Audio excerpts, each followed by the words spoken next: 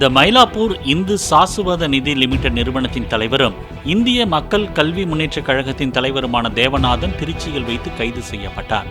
சென்னை மயிலாப்பூரில் தெற்கு மாட வீதியில் கடந்த 1872ஆம் ஆண்டு த மயிலாப்பூர் இந்து சாசுவத நிதி லிமிடெட் என்ற பெயரில் நிதி நிறுவனம் தொடங்கப்பட்டது. 150 ஆண்டுகளாக இயங்கி வரும் இந்த நிதி நிறுவனத்தின் தலைவராக கடந்த 5 ஆண்டுகளுக்கு மேலாக தேவநாதன் இருந்து வருகிறார். சென்னையில் மட்டும் 5 கிளைகளை கொண்ட இந்த நிறுவனத்தில் 5000த்திற்கும் மேற்பட்டோர் நிரந்தர வைப்புத் தொகை உறுப்பினர்களாக உள்ளதாகவும், வைப்புத் தொகையாக செலுத்தப்படும் பணத்திற்கு 10 முதல் 11% வரை வட்டி என்ற விளம்பரத்தை நம்பி தமிழகம் முழுவதும் சுமார் 525 கோடி ரூபாய்க்கு மேல் பலர் முதலீடு செய்துள்ளதாகவும் கூறப்படுகிறது.